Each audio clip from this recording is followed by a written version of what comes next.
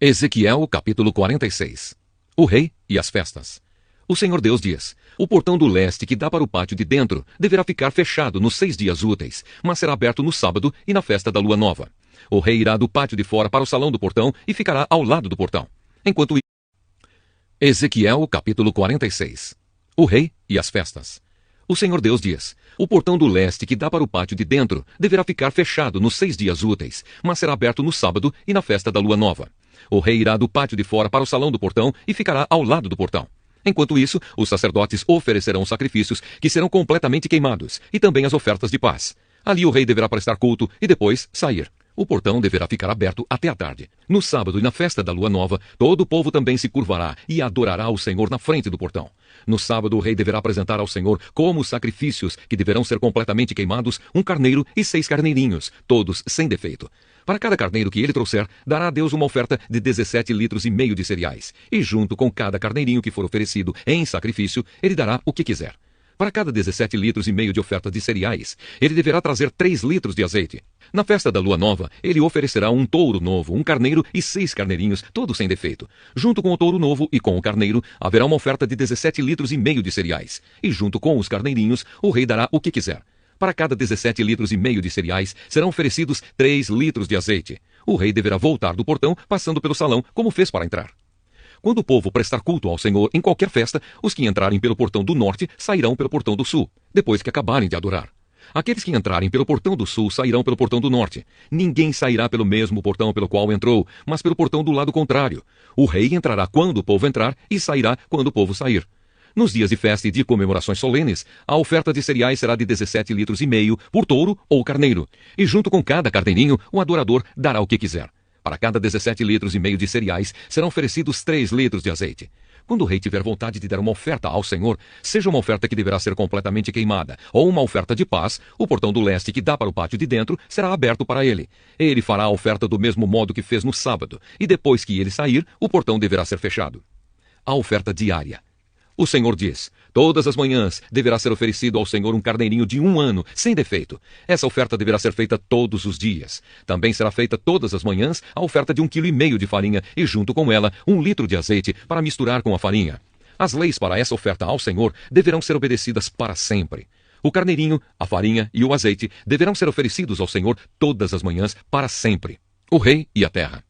O Senhor Deus diz o seguinte: se o rei der de presente uma parte das suas terras a um dos seus filhos, essa terra será do filho como parte da propriedade da sua família. Mas se o rei der de presente uma parte das suas terras a um dos seus servidores, essa terra voltará a ser do rei quando chegar o ano da libertação. A terra será dele e depois será dos seus filhos. O rei não deverá tomar nenhuma propriedade do povo. Das suas próprias terras é que ele dará terras aos seus filhos. Assim, ele não explorará ninguém do meu povo, tomando a sua terra. As cozinhas do templo. Depois disso, o homem me levou para a entrada dos cômodos de perto do portão, que ficavam de frente para o norte. São esses os cômodos santos dos sacerdotes. Ele me mostrou um lugar no lado oeste dos cômodos e disse: este é o lugar onde os sacerdotes irão cozinhar a carne, oferecida como sacrifício para tirar pecados ou culpas, e onde assarão as ofertas de farinha. Assim, nenhuma coisa santa será levada para o pátio de fora, onde poderia prejudicar o povo. Então ele me levou para o pátio de fora e me mostrou que, em cada uma das áreas dos 4 cantos, havia um pátio menor, com 20 metros de comprimento por 15 de largura. Cada pátio era cercado por um muro de pedra e encostados nesses muros havia fogões. O homem me disse: são estas as cozinhas onde os servidores do templo irão cozinhar os sacrifícios que o povo oferece. Ezequiel capítulo 47. Um riacho no templo. O homem me levou de volta até a entrada do templo. Debaixo da entrada saía água, que corria na direção do leste, pois o templo dava frente para esse lado. A água corria por baixo do lado sul do templo, ao sul do altar. Então o homem me fez sair da área do templo pelo portão norte e me levou pelo lado de fora, até o portão que dá para o leste. Um riacho saía do lado sul do portão. Com a sua vara de medir, o homem mediu 500 metros na direção da correnteza para o leste. Ele me fez atravessar o riacho ali, e a água chegou aos meus tornozelos. Em seguida, ele mediu mais 500 metros, e a água subiu até os meus joelhos. Mais 500 metros, e a água chegou até a minha cintura. Finalmente, mediu mais 500 metros, e o rio era tão fundo que eu não podia atravessar. Era fundo demais para ser atravessado, a não ser a nado. Aí, ele me disse: homem mortal, preste muita atenção em tudo isso. Então o homem me levou de novo para a margem. Quando cheguei lá, vi que havia muitas árvores nos 2 lados. Então ele me disse: esta água corre para o leste e desce até o rio Jordão e até o Mar Morto. Quando entra neste mar, ela faz com que a água salgada do mar vire água doce. Em todo lugar por onde esse rio passar, haverá todo tipo de animais e de peixes. O rio fará com que as águas do Mar Morto fiquem boas, e ele trará vida por onde passar. Desde a fonte de Gedi até a de Eglaim, haverá pescadores na praia do mar, e ali eles estenderão as suas redes para secarem. Haverá ali muito peixe e muitas espécies de peixes, como no mar Mediterrâneo. Mas nos brejos e nos charcos a água não ficará boa. Essa água servirá para a produção de sal. Nas duas margens do rio crescerão árvores frutíferas de todo tipo. As suas folhas nunca murcharão e as árvores nunca deixarão de dar frutas. Darão frutas novas todos os meses, pois são regadas pelo rio que vem do templo.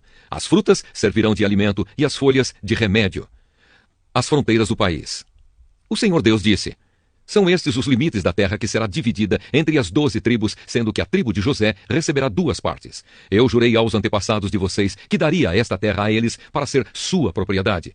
Agora dividam entre vocês a terra em partes iguais. Ao norte, a fronteira vai para o leste do mar Mediterrâneo até a cidade de Etlon, até a subida de Amate, até as cidades de Zedade, Berota e Sibraim, que ficam entre o território do reino de Damasco e do reino de Amate, e a cidade de Aticom, que está na fronteira do reino de Aunrã. Ao norte, a fronteira vai para o leste do mar Mediterrâneo até a cidade de Enon, ficando ao norte as regiões das fronteiras de Damasco e Amate.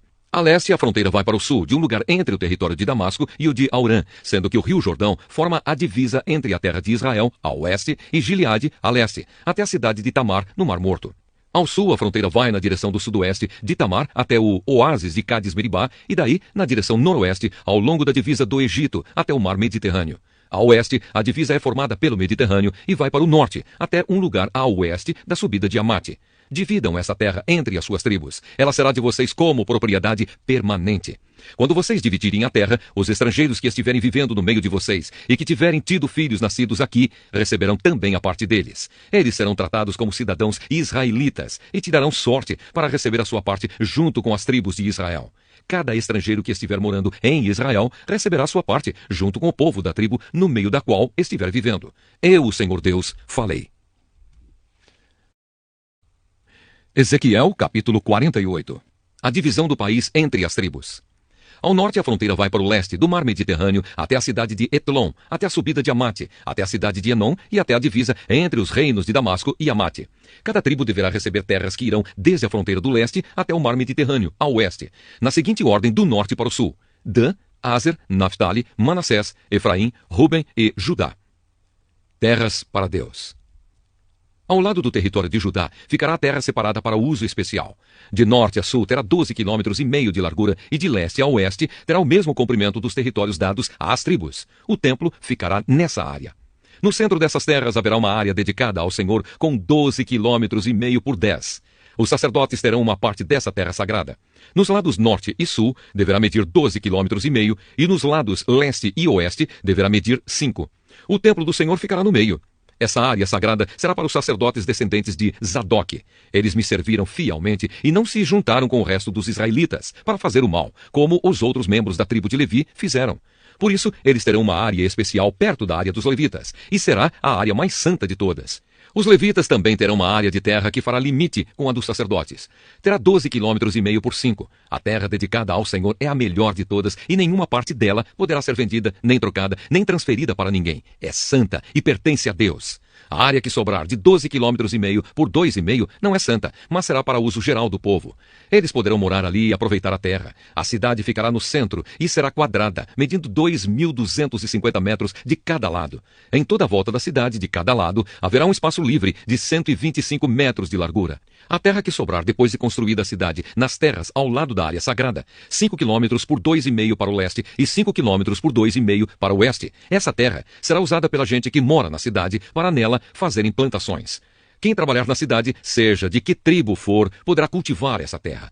Assim a área toda será quadrada, medindo 12,5 km de cada lado e incluirá as terras ocupadas pela cidade. Terras para o rei. Depois que a área do templo, as terras dos sacerdotes e dos levitas e a terra para a cidade forem tiradas dessa porção de 12,5 km, toda a terra que sobrar dos dois lados, a leste e a oeste, será do rei. A leste, a terra do rei chegará até a fronteira leste, e a oeste irá até o mar Mediterrâneo.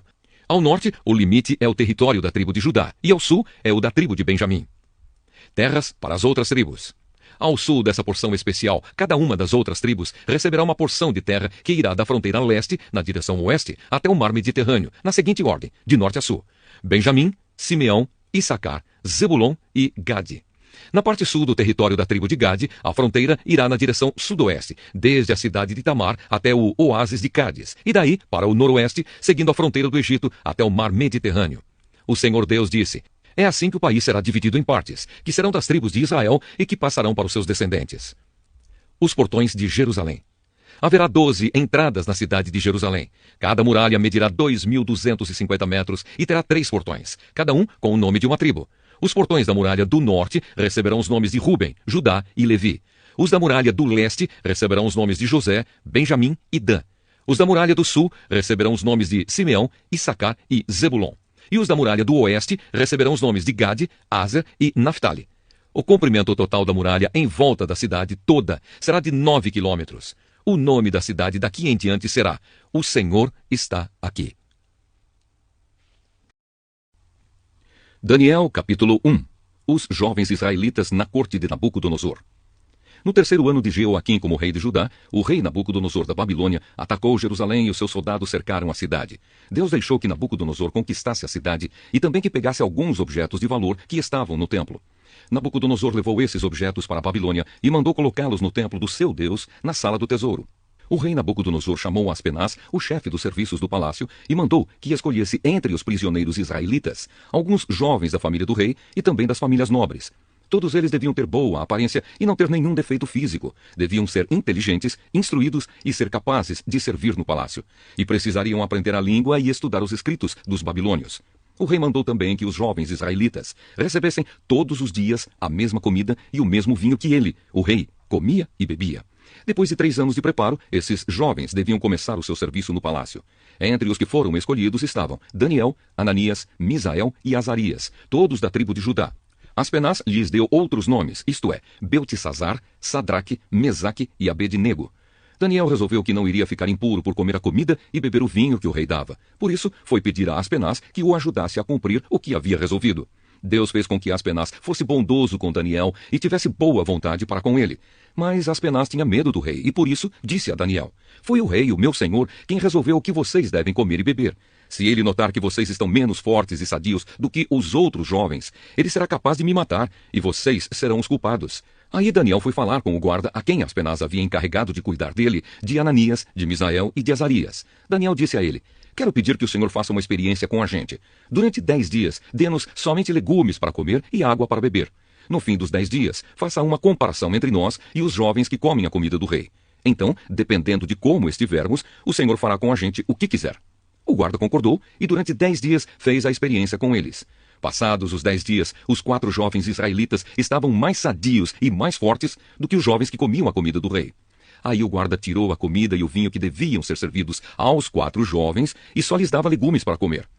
Deus deu aos 4 jovens um conhecimento profundo dos escritos e das ciências dos babilônios, mas a Daniel deu também o dom de explicar visões e sonhos. No fim dos 3 anos de preparo que o rei Nabucodonosor tinha marcado, Aspenaz levou todos os jovens até a presença do rei. Este falou com eles, e entre todos não havia quem se comparasse com Daniel, Ananias, Misael e Azarias. Por isso ficaram trabalhando no palácio. Todas as vezes que o rei fazia perguntas a respeito de qualquer assunto que exigisse inteligência ou conhecimento, descobria que os 4 eram 10 vezes mais inteligentes do que todos os sábios e adivinhos de toda a Babilônia. E Daniel ficou no palácio real até o ano em que o rei Ciro começou a governar a Babilônia. Daniel, capítulo 2. O sonho de Nabucodonosor. No segundo ano de Nabucodonosor como rei da Babilônia, ele teve uns sonhos que o deixaram tão preocupado que não podia dormir. Então mandou chamar os sábios, os adivinhos, os feiticeiros e os astrólogos, para que eles explicassem os sonhos. Quando chegaram e se apresentaram diante do rei, ele lhes disse: tive um sonho que me deixou muito preocupado e não vou ficar sossegado enquanto não souber o que ele quer dizer. Eles disseram ao rei na língua aramaica: que o rei viva para sempre. Pedimos que o Senhor nos conte o sonho e aí nós lhe diremos o que ele quer dizer. Mas o rei respondeu: eu já resolvi que vocês têm de me contar o sonho e também explicar o que ele quer dizer. Se não puderem fazer isso, vocês serão todos cortados em pedaços e as suas casas serão completamente arrasadas. Mas, se me contarem o sonho e explicarem o que ele quer dizer, eu lhes darei presentes, prêmios e muitas honras. Portanto, digam o que foi que eu sonhei e o que o sonho quer dizer.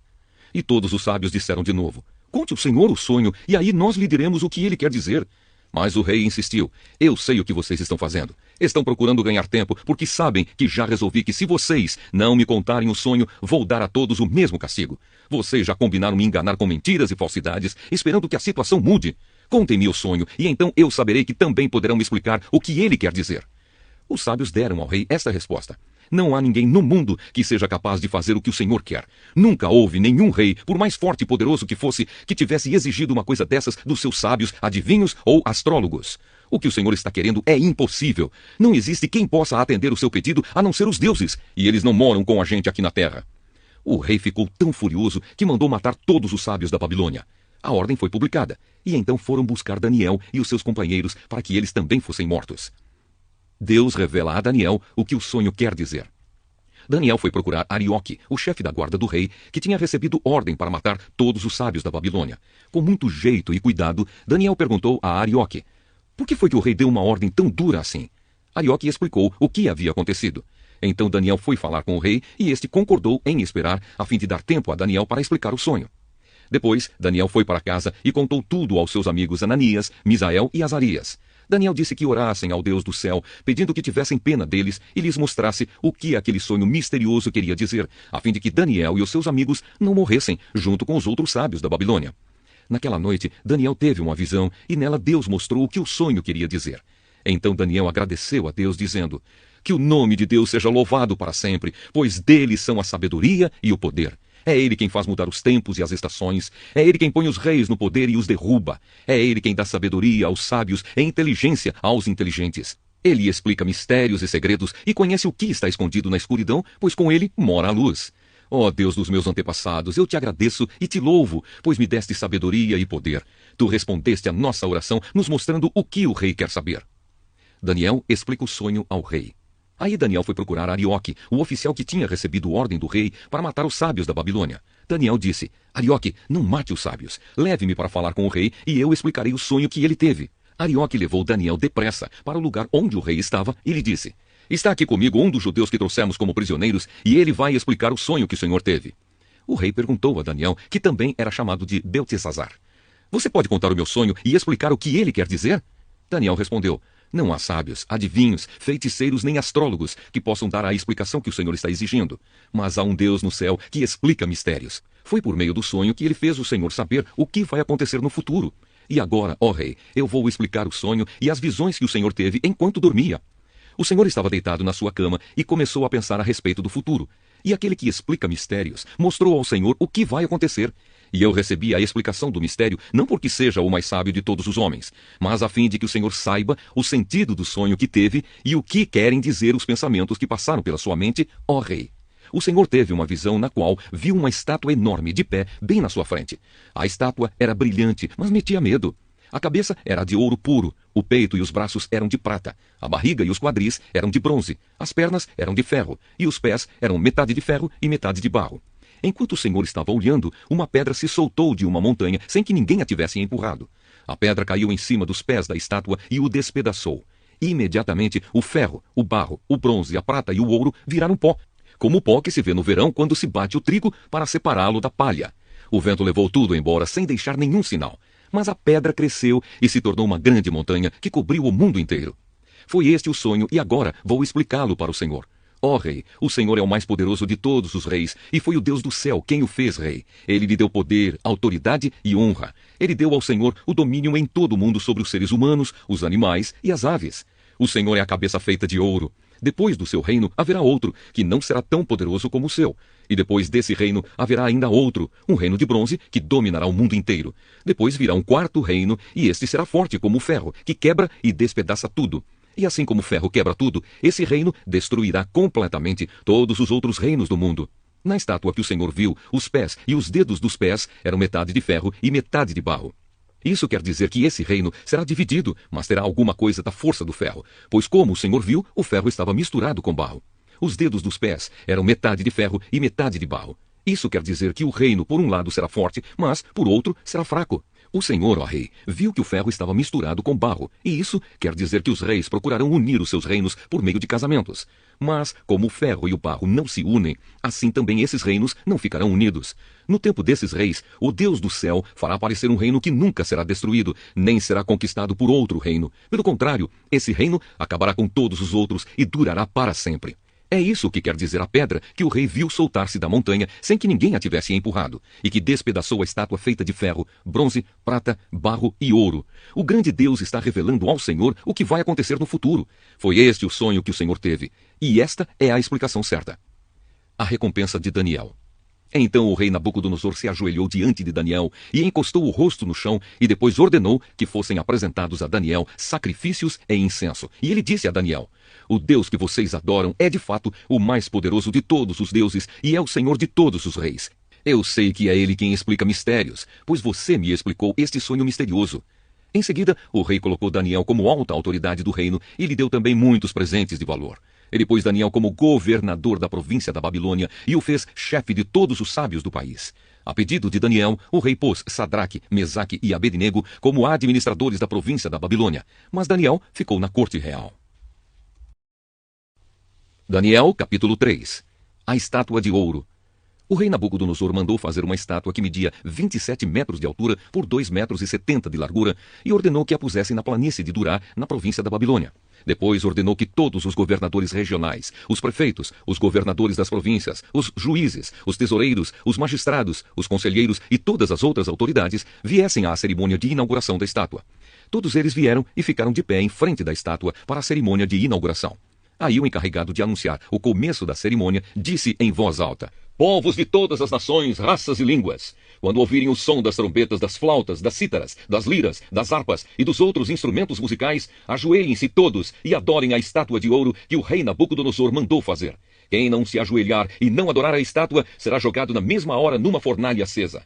Assim, logo que os instrumentos começaram a tocar, todas as pessoas que estavam ali se ajoelharam e adoraram a estátua de ouro. A desobediência dos amigos de Daniel. Foi nessa hora que alguns astrólogos aproveitaram a ocasião para acusar os judeus. Eles disseram ao rei Nabucodonosor: que o rei viva para sempre. O Senhor deu a seguinte ordem: quando ouvirem o som dos instrumentos musicais, todos se ajoelharão e adorarão a estátua de ouro. Quem desobedecer a essa ordem será jogado numa fornalha acesa. Ora, o Senhor pôs como administradores da província da Babilônia alguns judeus. Esses judeus, Sadraque, Mesaque e Abednego, não respeitam o Senhor, não prestam culto ao Deus do Senhor, nem adoram a estátua de ouro que o Senhor mandou fazer. Ao ouvir isso, Nabucodonosor ficou furioso e mandou chamar Sadraque, Mesaque e Abednego. Eles foram levados para o lugar onde o rei estava e ele lhes disse: é verdade que vocês não prestam culto ao meu Deus, nem adoram a estátua de ouro que eu mandei fazer? Pois bem, será que agora vocês estão dispostos a se ajoelhar e a adorar a estátua logo que os instrumentos musicais começarem a tocar?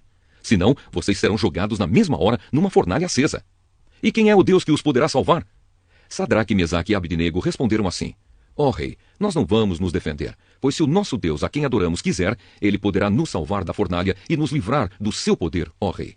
E mesmo que o nosso Deus não nos salve, o Senhor pode ficar sabendo que não prestaremos culto ao seu Deus, nem adoraremos a estátua de ouro que o Senhor mandou fazer. Os 3 moços na fornalha acesa. Ao ouvir isso, Nabucodonosor ficou furioso com os 3 jovens e, vermelho de raiva, mandou que se esquentasse a fornalha 7 vezes mais do que de costume. Depois mandou que os seus soldados mais fortes amarrassem Sadraque, Mesaque e Abednego e os jogassem na fornalha. Os 3 jovens, completamente vestidos com seus mantos, capas, chapéus e todas as outras roupas, foram amarrados e jogados na fornalha. A ordem do rei tinha sido cumprida e a fornalha estava mais quente do que nunca. Por isso, as labaredas mataram os soldados que jogaram os 3 jovens lá dentro. E amarrados, Sadraque, Mesaque e Abednego caíram na fornalha. De repente, Nabucodonosor se levantou e perguntou, muito espantado, aos seus conselheiros: não foram 3 os homens que amarramos e jogamos na fornalha? Sim, senhor, responderam eles. Como é então que estou vendo 4 homens andando soltos na fornalha? Perguntou o rei. Eles estão passeando lá dentro sem sofrerem nada, e o 4º homem parece um anjo. Aí o rei chegou perto da porta da fornalha e gritou: Sadraque, Mesaque e Abednego, servos do Deus Altíssimo, saiam daí e venham cá. Os 3 saíram da fornalha e todas as autoridades que estavam ali chegaram perto deles e viram que o fogo não havia feito nenhum mal a eles. As labaredas não tinham chamuscado nenhum cabelo da sua cabeça, as suas roupas não estavam queimadas e eles não estavam com cheiro de fumaça. O rei gritou: que o Deus de Sadraque, Mesaque e Abednego seja louvado, Ele enviou o seu anjo e salvou os seus servos que confiam nele. Eles não cumpriram a minha ordem. Pelo contrário, escolheram morrer em vez de se ajoelhar e adorar um Deus que não era o deles. Por isso ordeno que qualquer pessoa, seja qual for a sua raça, nação ou língua, que insultar o nome do Deus de Sadraque, Mesaque e Abednego, seja cortada em pedaços e que a sua casa seja completamente arrasada, pois não há outro Deus que possa salvar como este. Então o rei Nabucodonosor colocou os 3 jovens em cargos ainda mais importantes na província da Babilônia. Daniel, capítulo 4. Nabucodonosor tem outro sonho. O rei Nabucodonosor mandou aos povos de todas as nações, raças e línguas a seguinte mensagem: felicidade e paz para todos. Quero que todos saibam dos maravilhosos milagres que o Deus Altíssimo fez em meu favor. Grandes são os seus milagres, e as coisas que ele fez são espantosas, pois ele é o Rei eterno e reinará para sempre. E continuou: eu, Nabucodonosor, vivia sossegado no meu palácio e tudo ia muito bem. Mas certa noite tive um sonho que me deixou preocupado. Enquanto dormia, ideias e visões horrorosas tomaram conta de mim. Por isso mandei chamar todos os sábios da Babilônia para que eles me explicassem o sonho. Vieram então os sábios, os adivinhos, os astrólogos e os feiticeiros, e eu lhes contei o sonho, mas nenhum deles pôde explicá-lo. Finalmente apresentou-se Daniel, conhecido também como Beltesazar, nome que recebeu em honra do meu Deus. O espírito dos santos deuses está nele, e por isso eu lhe contei o meu sonho. Eu disse: Beltesazar, chefe dos adivinhos, eu sei que o espírito dos santos deuses está em você e que não há mistério que você não possa explicar. Por isso vou lhe contar o sonho e quero que você explique o que ele quer dizer. Eu estava deitado na cama e de repente tive uma visão. Nela vi uma árvore muito alta, plantada no centro da terra. A árvore cresceu e cresceu até tocar no céu e era tão grande que podia ser vista de qualquer lugar do mundo. As suas folhas eram belas e ela dava tantas frutas que o mundo todo podia se alimentar delas. Animais selvagens descansavam na sombra da árvore, as aves faziam ninhos nos seus galhos e todos os seres vivos se alimentavam das suas frutas. Eu ainda estava sonhando quando, de repente, vi um anjo vigia que descia do céu e dizia em voz muito alta: derrubem a árvore, cortem os seus galhos, tirem as folhas e joguem fora as frutas. Espantem os animais que estão descansando na sua sombra e as aves que estão nos seus galhos, mas deixem ficar o toco e as suas raízes e o amarrem com correntes de ferro e de bronze no meio do capim bravo, no campo. Assim o sereno cairá sobre esse toco, esse homem, e ele comerá capim como os animais. Ele perderá o juízo e começará a pensar como animal. 7 anos viverá assim. Esta é a sentença dada pelos anjos vigias do céu, a fim de que todos saibam que o Deus Altíssimo domina todos os reinos do mundo. Ele dá esses reinos a quem quer, mesmo ao mais humilde de todos os homens. E Nabucodonosor terminou dizendo: foi esse o sonho que eu tive, e nenhum dos meus sábios pôde me explicar o que ele quer dizer. Mas você, Beltesazar, pode dar a explicação, porque o espírito dos santos deuses está em você. Portanto, explique o que o sonho quer dizer. Daniel explica o sonho. Ao ouvir isso, Daniel, também conhecido como Beltesazar, ficou espantado e por alguns instantes não sabia o que pensar. O rei lhe disse: Beltesazar, não se preocupe com o sonho nem o que ele quer dizer. Mas Daniel respondeu: ó rei, quem dera que o sonho e a sua mensagem não fossem a respeito do Senhor, mas a respeito dos seus inimigos. O Senhor viu uma árvore que cresceu e cresceu até tocar o céu, e que era tão grande que podia ser vista de qualquer lugar do mundo. As suas folhas eram belas, e ela dava tantas frutas que o mundo todo podia se alimentar delas. Animais selvagens descansavam na sombra da árvore, e as aves faziam ninhos nos seus galhos. Aquela árvore, ó rei, é o Senhor, pois o Senhor se tornou poderoso, e o seu poder aumentou tanto que chegou até o céu, e o seu domínio se estendeu pelo mundo inteiro.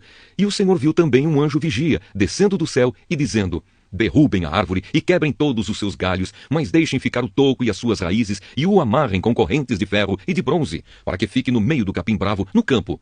Assim o sereno cairá sobre esse homem, e ele terá de comer o que os animais comem. 7 anos ele viverá assim. E Daniel continuou: e agora vou dar a explicação. Este sonho trata da sentença do Deus Altíssimo contra o Senhor, ó rei. O Senhor será expulso do meio dos seres humanos e ficará morando com os animais selvagens. O Senhor comerá capim como os bois, dormirá ao ar livre e ficará molhado pelo sereno. Isso durará 7 anos até que o Senhor reconheça que o Deus Altíssimo domina todos os reinos do mundo e coloca como rei o homem que ele quer. A ordem do anjo para que deixassem ficar o toco da árvore com as raízes quer dizer que o Senhor será rei de novo, mas só quando confessar que Deus domina o mundo inteiro. Ó rei, aceite o meu conselho.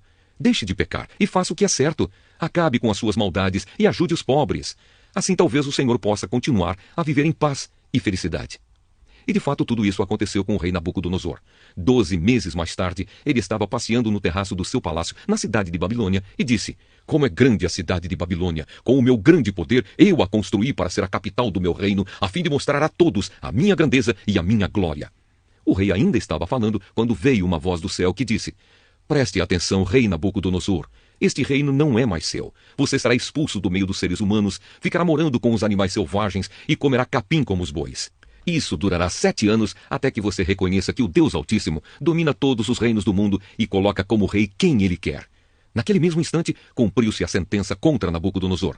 Ele foi expulso do meio dos seres humanos e começou a comer capim como os bois. Dormia ao ar livre e ficava molhado pelo sereno. O seu cabelo ficou comprido, parecido com penas de águia, e as suas unhas cresceram tanto que pareciam garras de um gavião. O rei Nabucodonosor louva o Deus Altíssimo. O rei disse: depois de passados 7 anos, eu olhei para o céu e o meu juízo voltou. Aí agradeci ao Deus Altíssimo e dei louvor e glória àquele que vive para sempre. Eu disse: o poder do Altíssimo é eterno, o seu reino não terá fim. Para ele os seres humanos não têm nenhum valor. Ele governa todos os anjos do céu e todos os moradores da terra. Não há ninguém que possa impedi-lo de fazer o que quer. Não há ninguém que possa obrigá-lo a explicar o que faz. Logo que o meu juízo voltou, continuou Nabucodonosor, eu recebi outra vez a minha honra, a minha majestade e a glória do meu reino. Os meus conselheiros e as altas autoridades do meu governo me receberam de volta. Fui rei de novo, com mais poder do que antes. Portanto, eu, o rei Nabucodonosor, agradeço ao rei do céu e lhe dou louvor e glória. Tudo o que ele faz é certo e justo, e ele pode humilhar qualquer pessoa orgulhosa. Daniel, capítulo 5. O banquete do rei Belsassar. Certa noite, o rei Belsassar da Babilônia deu um banquete, convidou 1000 autoridades do país e começou a beber vinho com os convidados. Depois de beber bastante, mandou que trouxessem os copos de ouro e de prata que Nabucodonosor, o seu pai, havia tirado do templo de Jerusalém. Belsassar queria os copos para que ele, os seus convidados de honra, as suas mulheres e as suas concubinas os usassem para beber vinho. Trouxeram os copos de ouro e todos começaram a beber vinho neles e a louvar os deuses de ouro, de prata, de bronze, de ferro, de madeira e de pedra. De repente, apareceu a mão de um homem e ela começou a escrever na parede branca do salão do banquete, num lugar iluminado pela luz do candelabro. Ao ver a mão, o rei não sabia o que pensar. Ficou pálido de medo e começou a tremer da cabeça aos pés. Depois, gritando, ordenou que chamassem os adivinhos, os sábios e os astrólogos. Logo que eles chegaram, Belsassar disse: aquele que ler o que está escrito na parede e me explicar o que quer dizer, será vestido com roupas de púrpura, receberá uma corrente de ouro para pôr no pescoço e será a terceira autoridade mais importante no meu reino. Todos os sábios entraram no salão, mas nenhum deles pôde ler o que estava escrito na parede, nem explicar ao rei o que aquilo queria dizer. O rei se assustou ainda mais, e o seu rosto ficou mais pálido ainda, e nenhuma das altas autoridades sabia o que fazer. Então a rainha-mãe, que tinha ouvido os gritos do rei e dos seus convidados de honra, entrou no salão e disse ao rei: que o rei viva para sempre. Não se assuste, nem fique pálido assim, pois aqui no seu reino há um homem que tem o espírito dos santos deuses. Quando Nabucodonosor, o seu pai, era rei, esse homem provou que era ajuizado, inteligente e sábio, tão sábio como os deuses. E o rei Nabucodonosor pôs esse homem como chefe dos sábios, adivinhos, feiticeiros e astrólogos. Pois Daniel, esse homem, a quem o rei deu o nome de Beltesazzar, pensa com muita clareza. Ele é sábio e inteligente e pode interpretar sonhos, explicar coisas misteriosas e resolver assuntos difíceis. Portanto, chame Daniel, e ele explicará o que está escrito na parede. Daniel explica as palavras misteriosas. Levaram Daniel até a presença do rei, e este perguntou: você é mesmo aquele Daniel, um dos judeus que o meu pai, o rei Nabucodonosor, trouxe de Judá como prisioneiros? Já me disseram que o espírito dos deuses está em você, e que você pensa com muita clareza e é muito inteligente e sábio. Há pouco estiveram aqui os sábios e os astrólogos, que eu mandei chamar para que lessem as palavras que estão escritas na parede e me explicassem o que elas querem dizer. Porém, eles não puderam dar nenhuma explicação. Mas alguém me disse que você pode explicar mistérios e resolver assuntos difíceis. Portanto, se você puder ler o que está escrito e me explicar o que quer dizer, você será vestido com roupas de púrpura, receberá uma corrente de ouro para pôr no pescoço e será a terceira autoridade mais importante no meu reino. Daniel respondeu: o senhor pode ficar com seus presentes ou então dá-los a outra pessoa. Mesmo assim, eu vou ler as palavras que estão escritas na parede e vou explicar ao senhor o que elas querem dizer. Ó rei, o Deus Altíssimo deu o reino ao seu pai, o rei Nabucodonosor, e lhe deu também poder, glória e majestade. O poder que Deus lhe deu era tão grande que todos os povos do mundo tremiam de medo na presença dele. Se ele queria, matava uma pessoa, ou se queria, deixava que vivesse. Elevava uns e rebaixava outros, mas ele ficou tão vaidoso, tão teimoso e tão cheio de si, que foi derrubado do poder e perdeu toda a sua glória. Foi expulso do meio dos seres humanos, perdeu o juízo e agia como um animal. Morava com jumentos selvagens, comia capim como os bois e dormia ao ar livre, ficando molhado pelo sereno. Isso durou até que ele reconheceu que o Deus Altíssimo domina todos os reinos do mundo e coloca como rei quem ele quer. E o Senhor, ó rei Belsazar, filho de Nabucodonosor, sabia de tudo isso, mas mesmo assim não tem sido humilde. Pelo contrário, o Senhor desafiou o rei do céu e mandou trazer os copos que foram tirados do templo dele, a fim de que o Senhor, os seus convidados de honra, as suas mulheres e as suas concubinas bebessem vinho neles. Além disso, o Senhor deu louvores a deuses de prata, de ouro, de bronze, de ferro, de madeira e de pedra, que não veem, não ouvem e não sabem nada. Mas o Senhor não deu glória a Deus, aquele que tem o poder de matar ou de deixar viver e que decide tudo o que acontece com o Senhor. É por isso que ele mandou essa mão escrever na parede estas palavras: Mene, Mene, Tekel e Parsim. E agora a explicação.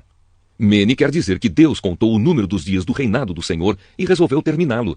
Tekel quer dizer que o Senhor foi pesado na balança e pesou muito pouco. Pérez quer dizer que o seu reino será dividido e entregue aos medos e aos persas. Aí o rei Belsazar mandou que vestissem Daniel com roupas de púrpura, pusessem uma corrente de ouro no seu pescoço e anunciassem que dali em diante ele seria a terceira autoridade mais importante do reino da Babilônia. Naquela mesma noite, Belsazar, o rei da Babilônia, foi morto, e Dario, o rei do país da Média, que tinha 62 anos de idade, começou a reinar no seu lugar. Daniel, capítulo 6. Daniel na cova dos leões. O rei Dario resolveu dividir o país em 120 províncias e escolher 120 homens para governá-las. A fim de que tudo corresse bem e não houvesse prejuízo, o rei nomeou 3 ministros para controlarem os 120 governadores. Um desses ministros era Daniel. E ele mostrou logo que era mais competente do que os outros ministros e governadores. Ele tinha tanta capacidade que o rei pensou em colocá-lo como a mais alta autoridade do reino. Aí os outros ministros e os governadores procuraram achar um motivo para acusar Daniel de ser mau administrador, mas não encontraram. Daniel era honesto e direito e ninguém podia acusá-lo de ter feito qualquer coisa errada. Então eles disseram uns aos outros: Nunca encontraremos motivo para acusar Daniel, a não ser que seja alguma coisa que tenha a ver com a religião dele. Então foram todos juntos falar com o rei e disseram: Que o rei Dario viva para sempre. Todos nós que ocupamos posições de autoridade no reino, isto é, os ministros, os governadores, os prefeitos e as outras autoridades, nos reunimos e concordamos em pedir ao Senhor que dê uma ordem que não poderá ser desobedecida. Ordene que durante 30 dias todos façam os seus pedidos somente ao Senhor. Se durante esse tempo alguém fizer um pedido a qualquer deus ou a qualquer outro homem, essa pessoa será jogada na cova dos leões. Portanto, ó rei, dê a ordem e a assine, a fim de que não possa ser anulada. De acordo com a lei dos medos e dos persas, essa ordem não poderá ser anulada. O rei concordou, assinou a ordem e mandou que fosse publicada. Quando Daniel soube que o rei tinha assinado a ordem, voltou para casa. No andar de cima havia um quarto com janelas que dava para Jerusalém. Daniel abriu as janelas, ajoelhou-se e orou, dando graças ao seu Deus. Ele costumava fazer isso 3 vezes por dia. Os inimigos de Daniel foram juntos até a casa dele e o encontraram orando ao seu Deus. Então foram procurar o rei a fim de falar com ele a respeito da ordem. Eles disseram: Ó rei, o Senhor assinou uma ordem que proíbe que durante 30 dias se façam pedidos a qualquer deus ou a qualquer outro homem, a não ser ao Senhor. E a ordem diz também que quem desobedecer será jogado na cova dos leões. Não é verdade? O rei respondeu: É verdade, e a ordem deve ser obedecida. De acordo com a lei dos medos e dos persas, ela não pode ser anulada. Aí eles disseram ao rei: Mas Daniel, um dos prisioneiros que vieram da terra de Judá, não respeita o Senhor, nem se importa com a ordem, pois ora ao Deus dele 3 vezes por dia. Ao ouvir isso, o rei ficou muito triste e resolveu salvar Daniel. Até o pôr do sol daquele dia, ele fez tudo o que pôde para salvá-lo. Os inimigos de Daniel foram falar de novo com o rei e disseram: O Senhor sabe muito bem que, de acordo com a lei dos medos e dos persas, nenhuma ordem ou lei assinada pelo rei pode ser anulada.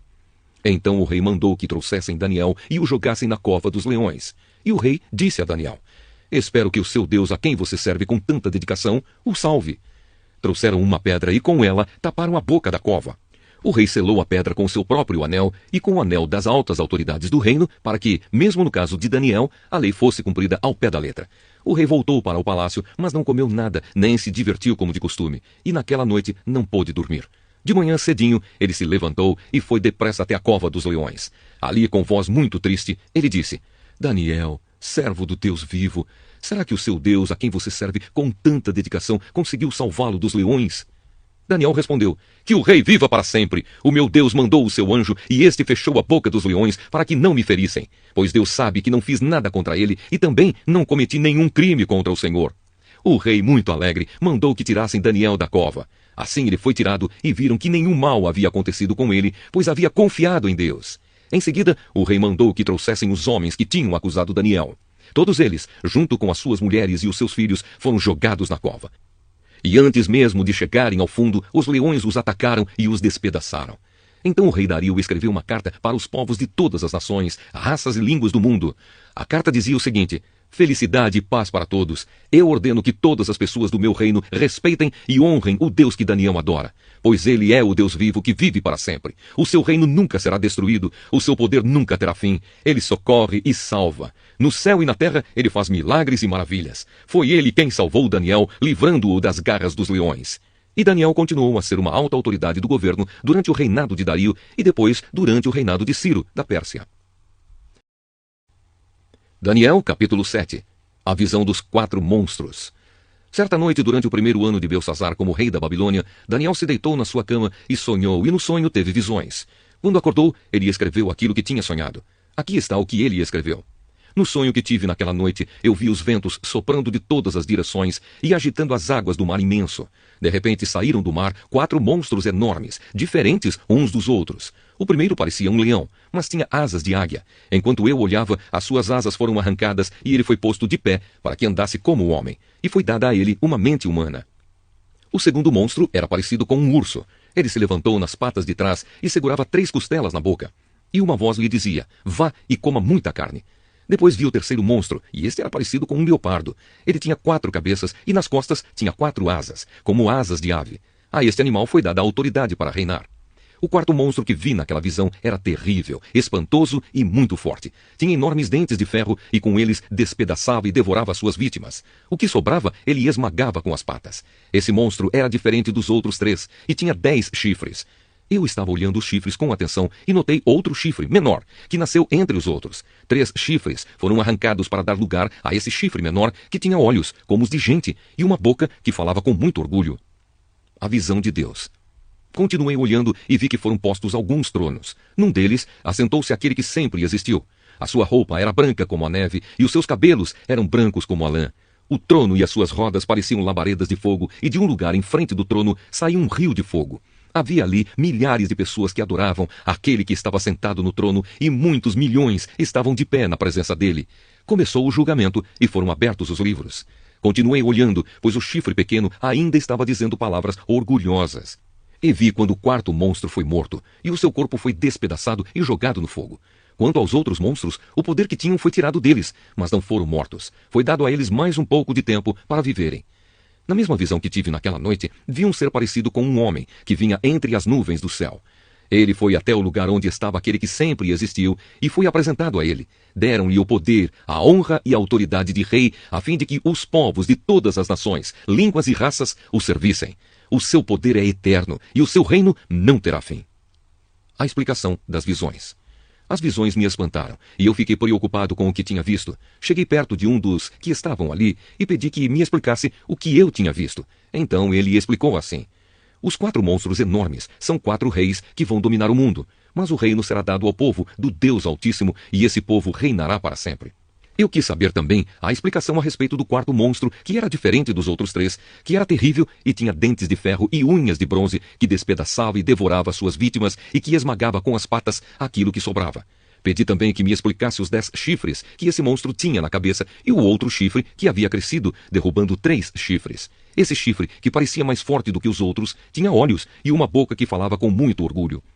Enquanto eu olhava, esse chifre começou a lutar contra o povo de Deus e estava vencendo, até que chegou aquele que sempre existiu. Ele julgou a favor do povo do Deus Altíssimo, pois havia chegado o tempo de esse povo começar a reinar. A explicação que recebi foi esta: o quarto monstro é um rei, e o reino dele será bem diferente dos outros. Ele conquistará o mundo inteiro, destruirá todas as nações e as deixará arrasadas. Os 10 chifres representam 10 reis que governarão esse reino. Depois deles, aparecerá outro rei que será diferente dos primeiros. Ele derrotará 3 reis. Ele falará contra Deus e perseguirá o povo do Deus Altíssimo. Procurará mudar a lei de Deus e os tempos das festas religiosas. O povo de Deus será dominado por ele durante 3 anos e meio. Mas depois disso, o tribunal o condenará e assim ele perderá o seu reino e o seu poder acabará para sempre. Mas o reino, o poder e a glória serão dados ao povo do Deus Altíssimo, e eles governarão o mundo inteiro para sempre. Todos os outros povos os servirão, todos lhes obedecerão. Aqui termina a explicação. Eu continuei muito preocupado com os meus pensamentos e o meu rosto ficou pálido. Mas eu não disse nada a ninguém. Daniel, capítulo 8. A visão do carneiro e do bode. No terceiro ano do reinado de Belsassar, eu tive outra visão. Parecia que eu estava na beira do rio Ulai, em Suzã, uma cidade cercada de muralhas que fica na província de Elão. De repente, vi perto do rio um carneiro que tinha 2 chifres compridos. Um deles tinha nascido depois do outro, mas era mais comprido. O carneiro estava dando chifradas para o oeste, para o norte e para o sul, e nenhum animal ou pessoa podia resistir ou escapar dos seus ataques. Ele fazia o que queria e ficava cada vez mais poderoso. Eu estava pensando nisso quando vi um bode que vinha do oeste, correndo tão depressa que as suas patas nem tocavam o chão.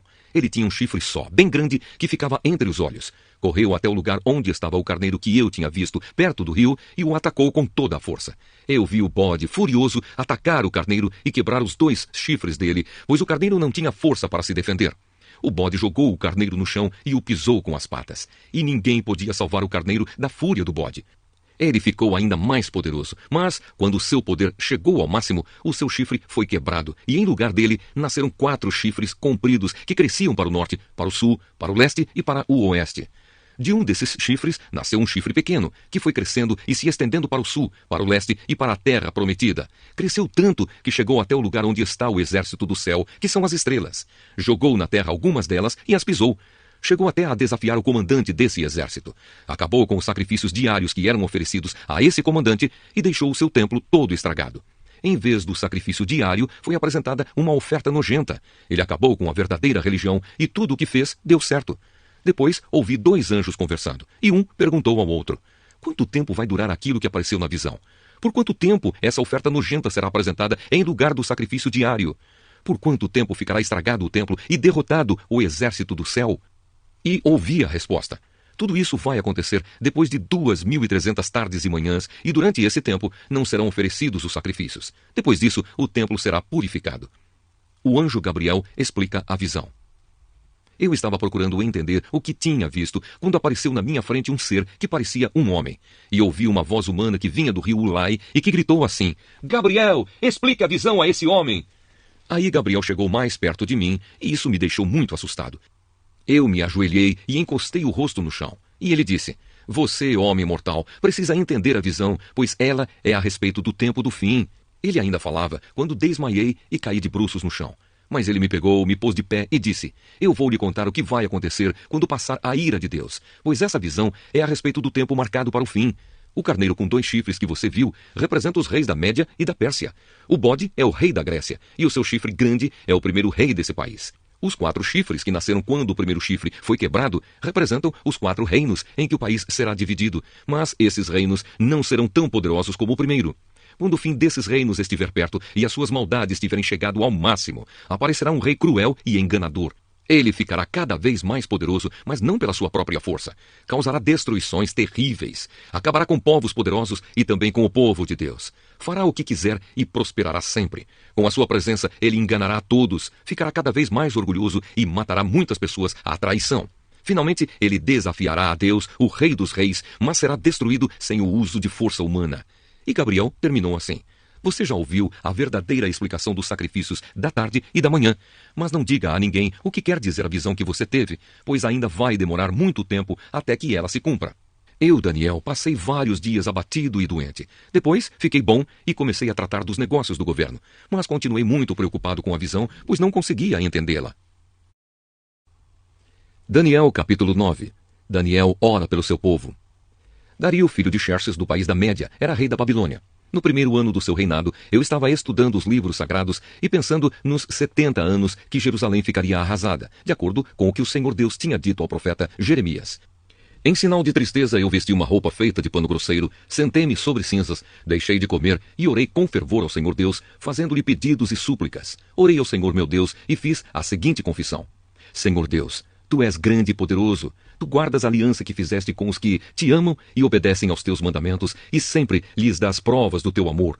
Nós temos cometido pecados e maldades. Fizemos coisas más e nos revoltamos contra ti.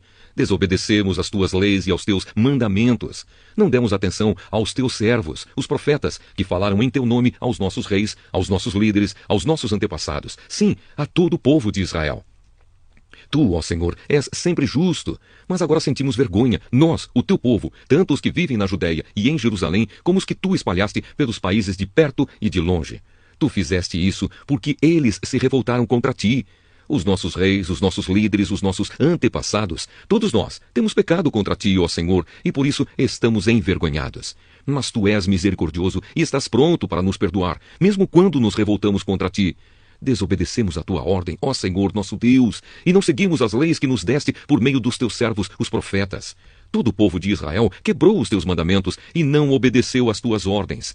Pecamos contra ti e por isso fizeste cair sobre nós as maldições e as desgraças que estão escritas na lei de Moisés, servo de Deus.